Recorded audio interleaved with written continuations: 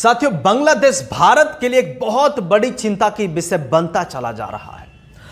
बांग्लादेश में आरक्षण की आड़ में आंदोलन स्टार्ट हुआ और शेख हसीना को भारत में शरण लेने पर मजबूर कर दिया।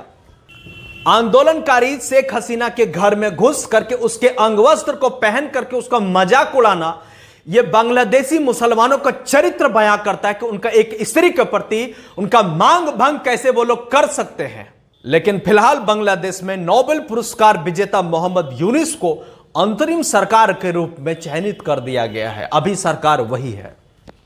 लेकिन बड़े दुख की बात है साथियों, कैसे शेख हसीना के नफरत और गुस्सा से होते हुए यह आंदोलन हिंदुओं को घर जलाने में कन्वर्ट हो गया। कैसे आरक्षण की आड़ में यह आग हिंदुओं के घर को जलाने में सफल होने लगी। कैसे हिंदुओं को डायरेक्ट सेलेक्टिव तरीके से टारगेट किया जाने लगा। लेकिन यह सवाल पूरी दुनिया में उठ रही है कि नफरत और आंदोलन शेख हसीना के खिलाफ चल रहा था उसके देश में, कैसे हिंदुओं के मंदिरों को टारगेट किया जाने लगा, कैसे हिंदुओं की मूर्तियों को तोड़ फोड़ किया जाने लगा, कैसे वहां की बहन बेटियों की इज्जत आबरू के साथ खिलवाड़ किया गया, वहां के लोगों को आग के भेंट किया जा रहा है, क्यों वहां के महिलाओं बहन बेटियों के साथ बलात्कार किया जा रहा है। यह सवाल पूरा हिंदुस्तान के साथ में पूरी दुनिया की है कि यह कायराना हमला और इतनी बड़ी साजिश हिंदुओं के खिलाफ क्यों। लोग सोशल मीडिया के जरिए यह सवाल पूछ रहे हैं। जब किसी मुसलमान की बात होती है तो पूरे 57 के 57 देश एक साथ खड़ा हो जाते हैं। लोग ट्विटर में, सोशल मीडिया में पत्र लिख करके यह सवाल पूछ रहे हैं। किसी मुसलमान की बात होती है तो धर्मनिरपेक्ष वाले लोग अपना ढोल पीटने लगते। वे लोग जो सेक्युलरिज्म का चोला पहन के बैठे हुए हैं, वो लोग अपने ट्विटर हैंडल पर, अपने सोशल मीडिया अकाउंट पर ऑल आइज ऑन राफा लिखते हैं। तो ऑल आइज ऑन बांग्लादेश क्यों नहीं लिख रहे हैं? लड़ाई इजराइल और हमास के साथ थी, लेकिन यहां की सरकार, यहां के लोग, यहां के हिंदू मुसलमान सब मिलकर के आइज ऑन राफा अपने ट्विटर हैंडल पर लोगों ने शेयर किया और उसको हैशटैग चलाया। और बात यही खत्म नहीं हुई। भारतीय संविधान की धज्जियां उड़ा करके जय फिलिस्तीन का नारा लगाया गया भारतीय संसद भवन में। इस बात पर कांग्रेस, तृणमूल, आम आदमी पार्टी, ऑल इंडिया गठबंधन यानी इंडिया अलायंस सब की सब चुप्पी साध के इसलिए बैठे थे क्योंकि वो सेक्युलरिज्म का चोला पहन करके बैठे हुए थे। तो अब सेक्युलरिज्म कहां गया, कहां गया पंथ निरपेक्ष जैसे शब्द, जब आज बांग्लादेशी हिंदुओं के साथ इतना अन्याय हो रहा है। हम अन्याय कह करके उनके साथ अन्याय कर रहे हैं। जो जिल्लत की जिंदगी वो जी रहे हैं, ये वही खुद महसूस कर रहे होंगे। इनके साथ तो कोई लड़ाई नहीं थी, इनके साथ तो कोई द्वंद्व नहीं था, ये वहां से आराम से रह रहे थे, ये तो वह माइनॉरिटी थे। फिर अचानक ये हिंदुओं को टारगेट करके हमला क्यों? अब ऑल आइज ऑन बांग्लादेश क्यों नहीं? जब ऑल आइज राफा हो सकता है तो अब ऑल आइज ऑन बांग्लादेश क्यों नहीं? बांग्लादेशी हिंदू चीख चीख करके अपने करुण शब्दों में पत्र लिख करके सोशल मीडिया के जरिए सरकार को अपनी जान की गुहार लगा रहे, अपनी सलामती की भीख मांग रही है। और भारतीय मुसलमान चुप बैठे हैं, कांग्रेस चुप बैठी है, तृणमूल चुप बैठी है, इंडिया अलायंस के लोग चुप बैठे हैं। जो सेक्युलरिज्म का दावा ठोकते हैं, डेमोक्रेसी के दावा ठोकते हैं, वो चुप बैठे हैं। क्यों नहीं उसके खिलाफ, उनके लिए, उनके हित में आवाज उठाते हैं? क्यों नहीं ये कहते कि जो बांग्लादेश में हो रहा है वो एकदम सरासर गलत है? डेमोक्रेसी की ताकत ये लोग क्यों नहीं दिखाते? क्यों नहीं? अभी भारत में कहीं भी कुछ भी मुसलमानों के साथ हो जाए तो पूरे 57 का 57 देश खड़ा होकर के ये कहेंगे कि भारत में मुसलमान सुरक्षित नहीं है। वो वहां पर असहाय महसूस कर रहे हैं। और असहाय और सुरक्षा की बात मैं आपको बताता हूं। बांग्लादेश का डेमोग्राफी देखिए और अन्याय के ढोल पीटने वाले लोग, आप बांग्लादेश की हालत देखिए। 1905 में जब बंगाल विभाजन हुआ था, लॉर्ड कर्जन के समय में, जब पूरा बंगाल दो हिस्सों में बंट गया, एक पूर्वी बंगाल और एक पश्चिमी बंगाल। पूर्वी बंगाल उस समय आगे चल करके 1947 में पूर्वी पाकिस्तान के नाम से जाना गया और पश्चिम बंगाल जो है आज भारत के हिस्से में जो कलकत्ता के नाम से जाना जाता है। 1905 में लॉर्ड कर्जन माइनॉरिटी बोल करके हिंदुओं को बांग्लादेश में ही छोड़ दिया कि वहां पर ये माइनॉरिटी के तौर पर रहेंगे। उस समय हिंदुओं की जनसंख्या थी 30%, यानी कि दूसरी सबसे बड़ी माइनॉरिटी। और साल 1947 में जब भारत के दो टुकड़े हुए, इंडिया और पाकिस्तान के नाम पर, इसमें 25% हिंदू बचे। बात होती है साल 1971 की, जब पूर्वी बांग्लादेश यानी कि उस समय के पाकिस्तान और पश्चिमी पाकिस्तान जो अभी के पाकिस्तान है, इसमें लड़ाई चलने लगा।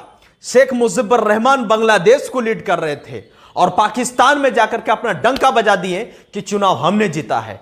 उस समय भी हिंदुओं ने अपने तरीके से जो सहन किया है, जो अन्याय झेला है, जिस प्रकार से उन्होंने उस दरिद्र को झेला है, उसकी आप कभी कल्पना भी नहीं कर सकते हैं। साल 1971 में बांग्लादेशी हिंदुओं को जबरदस्ती धर्मांतरण किया गया, मारा गया, कत्लेआम किया गया, आग के हवाले चढ़ा दिया गया, जबरन पलायन करने पर मजबूर कर दिया गया, उनके बहन बेटियों के साथ इज्जत आबरू का खिलवाड़ किया गया, बलात्कार किया गया और वो लोग बड़ी संख्या में बांग्लादेश से होते हुए भारत में आके शरण ले लिए।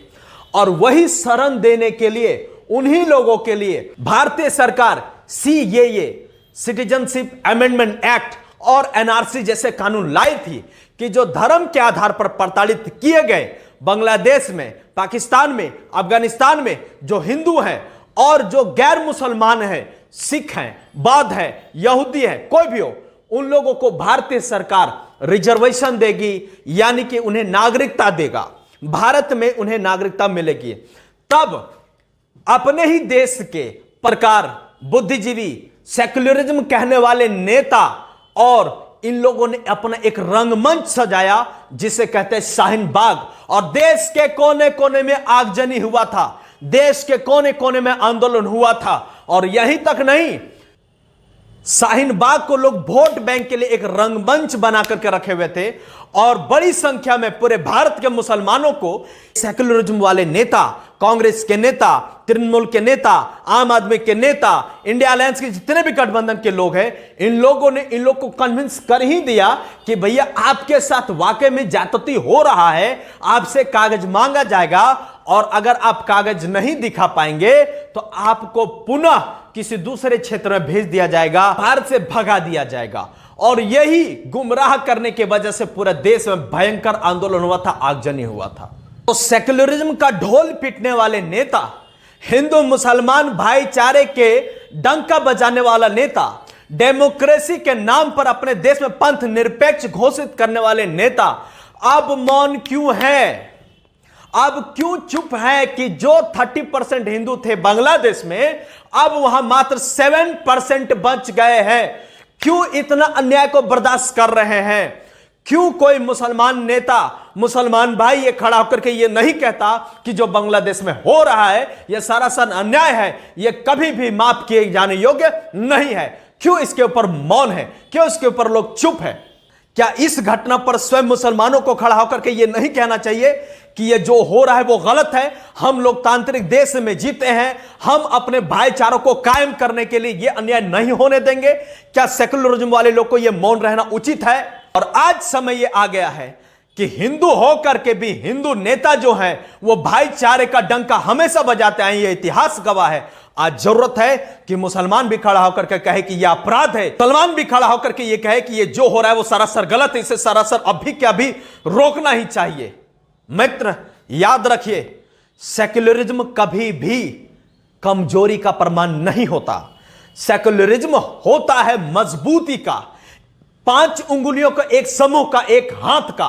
और ये हाथ जब किसी पर उठता है ना तो उसके परखच्चे उड़ जाते हैं। ये हाथ अब उठने की दरकार है, लड़ाई के लिए नहीं, द्वंद्व के लिए नहीं, बल्कि एक साथ यूनिटी की ताकत दिखाने के लिए, लोकतंत्र की क्षमता दिखाने के लिए कि यह अन्याय कभी सहन करने योग्य नहीं है।